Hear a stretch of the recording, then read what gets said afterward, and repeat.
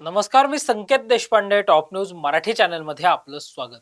मागच्या अनेक दिवसांपासून ज्याप्रमाणे धनंजय मुंडेंचं नाव चर्चेत आहे, अगदी त्याचप्रमाणे करुणा धनंजय मुंडे यांचं नाव सुद्धा चर्चेत आहे. मग ते वांद्रे कौटुंबिक न्यायालयाने दिलेल्या निर्णयामुळे असेल किंवा मग करुणा मुंडेंनी धनंजय मुंडे आणि वाल्मिक कराडवर वेगवेगळे केलेले आरोप या सगळ्या निमित्तानं असेल. मात्र आज करुणा मुंडे यांनी खळबळजनक असे आरोप केलेले आहेत.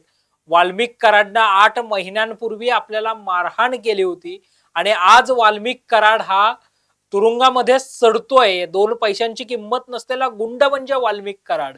आणि आज जी वेळ वाल्मिक कराडवर आली आहे, तीच वेळ धनंजय मुंडेंवर देखील येणार आहे, असं करुणा मुंडे म्हणाल्याचं आज पाहायला मिळालं आहे. या सगळ्या अनुषंगाने आपण चर्चा करणार आहोत.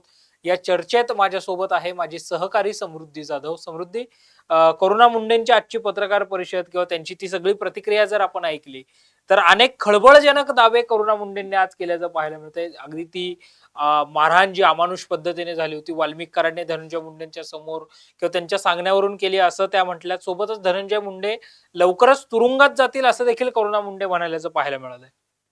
नक्कीच संकेत, आज जर आपण पाहिलं तर गेल्या काही दिवसांपासून आपण बघतोय की या सगळ्याच प्रकरणामध्ये संतोष देशमुख हत्या प्रकरणात खरं तर करुणा धनंजय मुंडे हे एक नाव आणखी ऍड झालेलं पाहायला मिळालं. आतापर्यंत टीका टिप्पण्या करण्यासाठी, आरोप प्रत्यारोप करण्यासाठी काही ठराविक लोक होते. मात्र आता या प्रकरणामध्ये स्वतः त्यांचीच पहिली पत्नी अर्थात धनंजय मुंडेंची पहिली पत्नी करुणा मुंडे या सुद्धा या सगळ्यामध्ये सामील झालेल्या आपल्याला पाहायला मिळतात. आणि जेव्हापासून त्यांनी या प्रकरणामध्ये एंट्री घेतली तेव्हापासून त्या धनंजय मुंडे आणि वाल्मिक कराड प्रकरणात नवनवीन खुलासे करताना पाहायला मिळतात, धक्कादायक आरोप करताना पाहायला मिळतात. असाच एक आरोप आज सुद्धा त्यांनी केलेला पाहायला मिळतोय. त्यांनी चक्क असं सांगितलंय की धनंजय मुंडेंसमोर वाल्मिक कराड मला मारहाण करायचा आणि नेहमी मारहाण करायचा. त्याचबरोबर या सगळ्याच प्रकरणातला अतिशय एक गंभीर आणि धक्कादायक आरोप असा होता की त्यांनी म्हणजे खरं तर वाल्मिक कराडने जेव्हा करुणा मुंडे यांना मारहाण केली होती, ही मारहाण इतकी अमानुष होती, इतकी भीषण होती की अक्षरशः म्हणजे त्यांच्या शरीरात त्राण राहिलेले नव्हते या सगळ्या प्रकरणाच्या नंतर. आणि हे सगळं जेव्हा झालं त्या सगळ्याच गोष्टी अर्थातच धनंजय मुंडे यांना माहित होत्या आणि त्यातही धनंजय मुंडे यांनी कसलाही हस्तक्षेप केला नाही.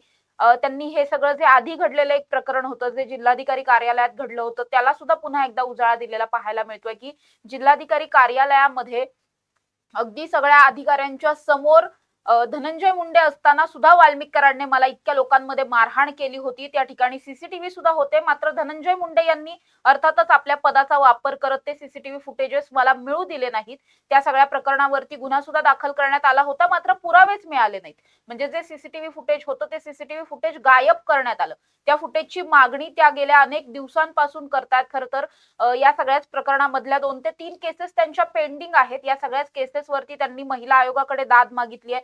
महिला आयोगाकडे सुद्धा त्यांनी खरं तर की तुम्ही मला या सगळ्या प्रकरणातले जे सीसीटीव्ही फुटेजेस आहेत ते मिळवून द्या, अशा पद्धतीची विनंती सुद्धा केली आहे, अर्ज तसा केलेला आहे. मात्र महिला आयोगाकडून सुद्धा आपल्याला कुठल्याही पद्धतीची मदत मिळत नसल्याचं त्यांनी सांगितलं. आणि या सगळ्याच प्रकरणानंतर वाल्मिक कराड हा 2 पैशांची किंमत नसलेला गुंड आहे, तो एक साधा गावगुंड आहे आणि त्यांनी मला अशा पद्धतीने मारहाण केली होती आणि जे काही त्यांनी माझ्याबरोबर केलं त्याची तो फळं आता भोगतोय.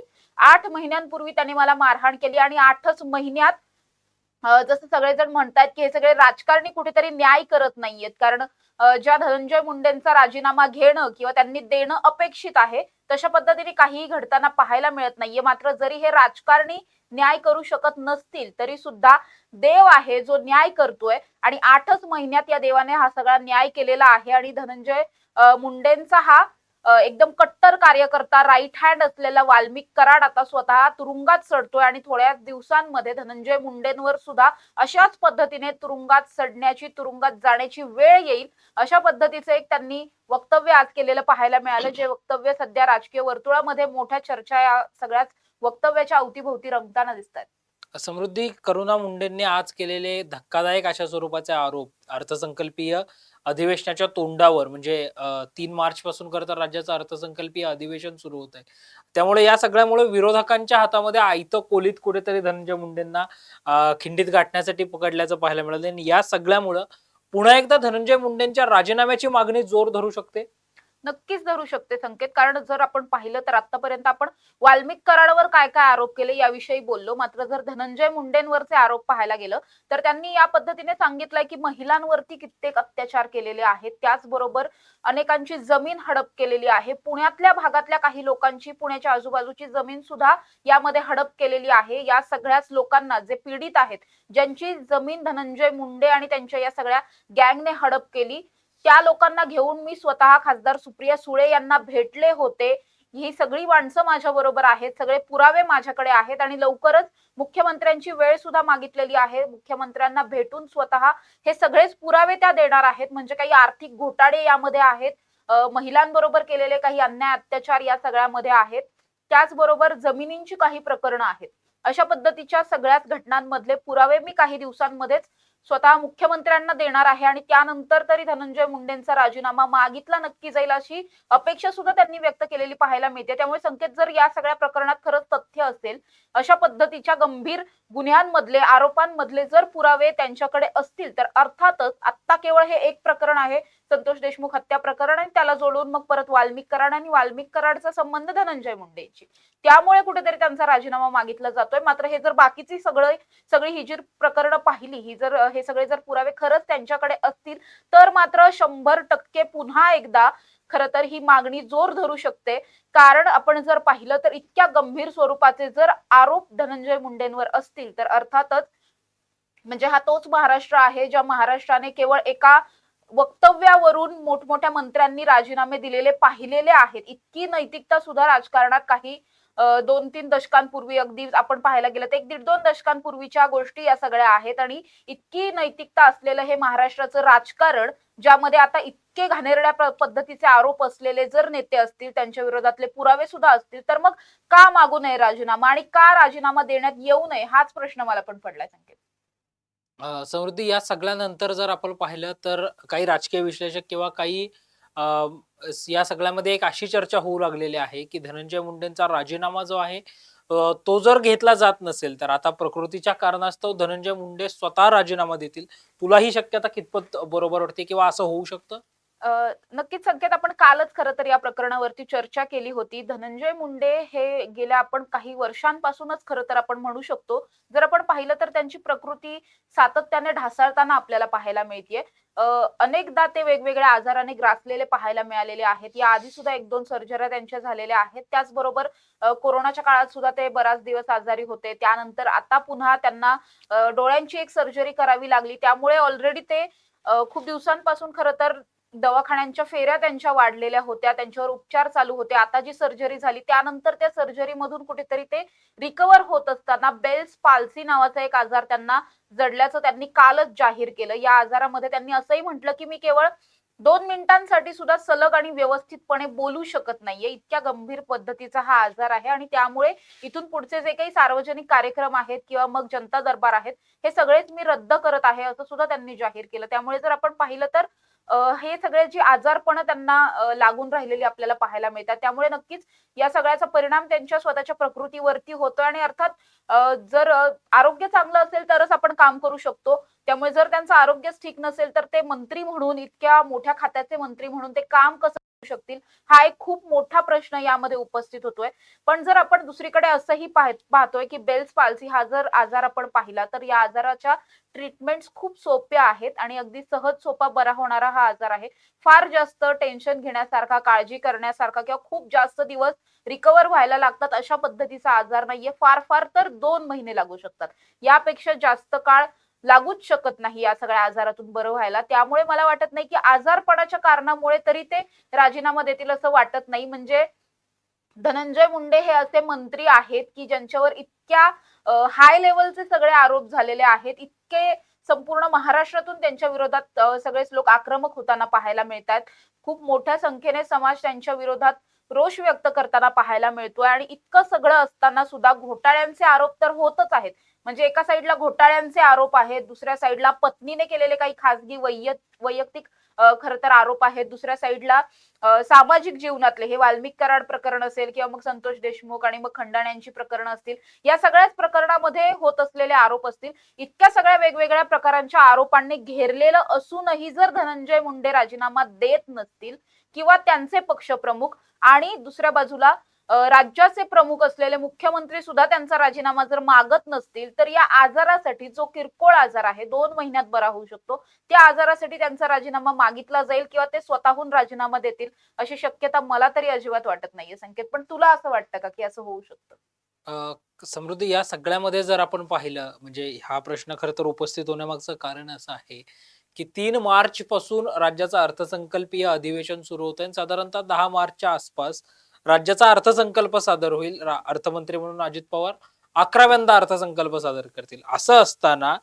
एका पक्षाचे प्रमुख असणारे आपले अर्थमंत्री ज्यावेळी अर्थसंकल्प सादर करतायत, त्यावेळी त्यांच्याच पक्षातल्या एका नेत्यावर होणारे आरोप आणि या आरोपांमुळे, म्हणजे एकाची भर कमी होती म्हणून काल माणिकराव कोकाटेंवर झालेले आरोप, या सगळ्यामुळं घेरले गेलेले अजित पवार हे विरोधकांची अधिवेशन काळात होणारी जी काही विरोधकांकडून टीका टिप्पणी आहे, म्हणजे जरी राज्याला सभेला विरोधी पक्ष नेता नसेल किंवा तो तो या अर्थसंकल्पामध्ये मिळेल अशी देखील चर्चा आहे. त्यामुळे विरोधी पक्ष या सगळ्या मुद्द्यांवर जे आहे ते रान उठवू शकतो आणि अशा पार्श्वभूमीवर निदान अधिवेशन काळापर्यंत तरी धनंजय मुंडेंचा राजीनामा घेतला जाईल किंवा मग अजित पवार हे जर राजीनामा घेत नसतील तर मग काही प्रेशर पॉलिटिक्स करून धनंजय मुंडेंनाच प्रकृतीच्या कारणास्तव राजीनामा द्यायला सांगितला जाईल अशी साधारणतः चर्चा या सगळ्या निमित्तानं सुरू होताना पाहायला मिळते. बरोबर आहे संकेत, जे तू म्हणतोयस तो मुद्दा सुद्धा अगदी बरोबर आहे. पण मला असं वाटतंय की सध्या जर आपण जो विरोधी पक्ष आपण म्हणतोय, जो टीका टिप्पण्या करणारा विरोधी पक्ष आहे, तो विरोधी पक्ष किती राहिलाय हे सुद्धा आपल्याला खूप चांगलं माहित आहे. त्यामुळे कदाचित इतक्या मोजक्या राहिलेल्या काही विरोधकांसाठी केवळ आपल्या इतक्या निकटवर्तीय असलेल्या, अक्षरशः मित्रबंधू असलेल्या नेत्याचा राजीनामा अजित पवार घेतील का किंवा त्यांना द्यायला भाग पाडतील का, हा एक खूप मोठा प्रश्न मला वाटतो. आणि दुसरीकडे जर संकेत आपण पाहिलं तर बेल्स पाल्सी हा जर आजार आपण पाहायला गेला तर केवळ चेहऱ्याच्या एका बाजूला, एका साईडलाच होणारा हा आजार आहे. या आजाराचा इतर शरीरावर कुठलाही परिणाम होत नाही. इतर सगळे अवयव नीट काम करत असतात. इतर सगळी कामं माणूस अतिशय नीटपणे करू शकतो. त्यामुळे जरी त्यांना केवळ बोलता येत नसेल तरी सुद्धा या सगळ्याच अधिवेशनाच्या काळामध्ये ते तिथे येऊन बसू शकतात, सभागृहात ते उपस्थित राहू शकतात, बसू शकतात. कदाचित त्यांना बोलता येणार नाही किंवा कदाचित येऊही शकतं. म्हणजे अगदीच या सगळ्या प्रकरणाला आता पुढचे अजून किमान नाही नाही म्हटलं तरी एक 15-20 दिवस तरी आहेत. या सगळ्या दिवसांमध्ये त्यांची तब्येत पूर्णपणे बरी सुद्धा होऊ शकते, असंही होऊ शकतं. कारण अगदीच आपण पाहिलं तर 15 दिवसात सुद्धा हा आजार पूर्णपणे रिकव्हर होऊ शकतो. त्यामुळे पुढचे जर 20 दिवस असतील तर या 20 दिवसांमध्ये जर आपण 15-20 दिवसांचं पाहायला गेलो तर मग त्यांना बरंही वाटू शकतं. जरी बरं वाटलं नाही तरी सुद्धा ते सभागृहात उपस्थित नक्कीच राहू शकतात. त्यामुळे त्यांचा खरंच राजीनामा घेतला जाईल का, हा एक खूप मोठा प्रश्न आहे. पण संकेत, आपण पुन्हा एकदा, मला वाटतं की आपला जो मूळ मुद्दा होता त्या मुद्द्याकडे पुन्हा एकदा येऊयात. जे काही करुणा मुंडे यांनी आरोप केलेले आहेत, इतक्या गंभीर स्वरूपाचे हे सगळेच आरोप आहेत. हे सगळेच आरोप नेमके कोणते कोणते आरोप खरं तर त्यांच्यावर गेल्या काही दिवसांपासून केले जात आहेत, याविषयीची थोडीशी माहिती तू द्यावी. याच्यामध्ये जर समृद्धी आपण प्रामुख्याने पाहिलं तर धनंजय मुंडेंकडून आपला कौटुंबिक छळ केला जात होता आणि प्रामुख्याने आपण ती जी तक्रार पाहिली ज्याच्या अनुषंगाने वांद्र्याच्या कौटुंबिक न्यायालयाने करुणा मुंडेंना 1,25,000 आणि त्यांच्या मुलीच्या शिक्षणासाठी 75,000 असे जवळपास 2 लाख रुपयांची पोटगी दरमहा देण्याचे निर्देश आदेश धनंजय मुंडे यांना दिलेले आहेत. यासोबतच पहिली पत्नी म्हणून देखील करुणा मुंडे यांचा जो आहे तो कोर्टाने देखील ते मान्य केलेलं आहे आणि तसं त्या कोर्टाच्या निर्णयामध्ये देखील नमूद असल्याचं आपल्याला पाहायला मिळते. आणि या सगळ्यानंतर कशा पद्धतीने धनंजय मुंडेंनी आपला मानसिक छळ केला किंवा शारीरिक छळ केला हे सगळं करुणा मुंडे ज्या आहेत त्या सांगताना पाहायला मिळतात. यासोबतच मात्र समृद्धी, एका बाजूला हे सगळं होत असताना त्यांचा मुलगा त्यांच्या विरोधात जाऊन धनंजय मुंडेंची पाठराखण करताना देखील आपल्याला पाहायला मिळालं होतं. तरी देखील करुणा मुंडे या सगळ्या आपल्या आरोपांवर जे आहेत त्या ठाम असल्याचं देखील पाहायला मिळालं होतं. नक्कीच संकेत, त्याचबरोबर या सगळ्या चर्चेतला किंवा करुणा मुंडे जे काही आज बोललेले आहेत त्या सगळ्यातला कदाचित सगळ्यात महत्वाचा मुद्दा जो आहे तो मुद्दा असा आहे की हे सगळे आरोप त्या जरी करत असतील तरी या आरोपांसंदर्भातले त्यांच्याकडे पुरावे असल्याचं सुद्धा त्या म्हणतायत. आणि हे सगळे पुरावे घेऊन ते मुख्यमंत्र्यांना त्या दाखल सुद्धा त्यांच्याकडे सादर सुद्धा करणार आहेत. त्यांना सगळेच पुरावे देणार आहेत. पुरावे देण्यानंतर नेमकं काय होतंय हे सगळं पाहिलं जाईलच. मात्र दुसरीकडे जर या प्रकरणामध्ये धनंजय मुंडे यांच्यावरती सरकार म्हणून जर कारवाई करण्यात आली नाही तर मात्र त्या स्वतः आझाद मैदानावरती उपोषणाला बसणार आहेत. असं एक अल्टिमेटम, एक वॉर्निंग सुद्धा त्यांनी आज दिलेली पाहायला मिळते. गेल्या अनेक दिवसांपासून खरं तर त्या अशा पद्धतीची वक्तव्य करत होत्या. मात्र आज जे काही त्या म्हणालेल्या आहेत की पुढच्या अगदी काहीच दिवसांमध्ये मी स्वतः आझाद मैदानावरती उपोषणाला बसणार आहे. ही एक कदाचित मला वाटतं आजच्या दिवसातली ही खूप महत्वाची बातमी आहे की त्या स्वतः उपोषणाला बसण्याचं त्यांनी एक उपोषणाचं अस्त्र उगारल्याचं सध्या पाहायला मिळतंय. त्यामुळे जेव्हा स्वतः करुणा मुंडे याच धनंजय मुंडेंच्या विरोधात उपोषणाला बसतील, त्यानंतर मात्र या सगळ्याच प्रकरणातला दबाव जो आहे तो दबाव कुठेतरी वाढताना पाहायला मिळेल. त्याचबरोबर आपण जर पाहिलं तर या सगळ्याच प्रकरणामध्ये त्यांनी असंही म्हटलं की जेव्हा शरद पवारांना मी 2 ते 3 वेळा भेटण्याचा प्रयत्न सुद्धा केला होता. मात्र या सगळ्याच प्रकरणामध्ये हे जे काही त्यांचे आरोप आहेत किंवा त्यांचं जे काही म्हणणं आहे ते मांडण्यासाठी ज्यावेळी खरं तर राष्ट्रवादी एकसंध होती त्यावेळच्या या सगळ्या घटना आहेत. अनेकदा शरद पवारांना भेटण्यासाठी वेळ मागितली होती. त्यांनी वेळ दिली सुद्धा होती. सगळं काही मॅनेज होत होतं. मात्र ऐन टायमाला या भेटी काही करून कॅन्सल करण्यात आल्या किंवा मला शरद पवारांपर्यंत पोहोचू दिलं नाही. या सगळ्यामध्ये कुठेतरी उपमुख्यमंत्री अजित पवार यांचा सुद्धा हात होता. त्यांनी सुद्धा कुठेतरी धनंजय मुंडे यांना वाचवण्यासाठी मला शरद पवारांपर्यंत पोहोचू दिलं नाही. मात्र मी सुप्रिया सुळेंपर्यंत पोहोचले होते. सुप्रिया सुळेंना मी माझे अनेक पुरावे दाखवलेले आहेत. अशा पद्धतीचं सुद्धा त्या म्हणालेल्या आहेत. त्यामुळे जर आपण पाहिलं तर याचाच अर्थ की हे जे काही पुरावे आहेत हे पुरावे खूप अनेक वर्षांपासूनचे कदाचित त्यांच्याकडे पुरावे आहेत आणि पुराव्यांचा एक मोठा खजिनाच खरं तर आपण म्हणू शकतो की त्यांच्याकडे आहे, जो त्या शरद पवारांकडे दाखवणार होत्या. मात्र ते काही शक्य झालं नाही आणि आता थेट मुख्यमंत्र्यांनाच हे सगळे पुरावे द्यायचे त्यांनी ठरवल्यामुळे कुठेतरी सरकार म्हणून आता प्रेशर जास्त क्रिएट झालं की काय किंवा मग येत्या काळात जेव्हा त्या भेटतील त्यानंतर मग हे प्रेशर जास्त क्रिएट होईल की काय अशी सध्या तरी शक्यता वाटते संकेत. निश्चितच करुणा मुंडे या थेट आझाद मैदानावरच उपोषणाला बसणार आहेत तसा इशारा त्यांनी सरकारला दिलाय आणि या सगळ्या अधिवेशनाच्या कालावधीमध्ये त्या उपोषण करतील ही शक्यता अधिक आहे. आणि या दरम्यानच्या काळामध्ये आज करुणा मुंडेंनी केलेले जे काही धनंजय मुंडे आणि वाल्मिक कराडच्या संदर्भातले आरोप आहेत, आपण सुरुवातीला जसं म्हटलं तसं विरोधकांच्या हातामध्ये आयतं कोलीत जे आहे ते मिळालेलं आहे. याचे पडसाद आता राज्यभरात काय उमटतात, कारण आज दिवसभर विविध अर्थाने वेगवेगळ्या चर्चा देखील झाल्या. मात्र आता अधिवेशनाच्या तोंडावर नेमके या सगळ्यामध्ये काय चर्चा उमटतायत हे सगळं पाहणं महत्वाचं आहे. या सगळ्या विषयातले अपडेट्स आम्ही अगदी वेळोवेळी तुमच्यापर्यंत घेऊन येणार आहोत. तोवर पाहत रहा टॉप न्यूज मराठी, आपला महाराष्ट्र आपली बातमी.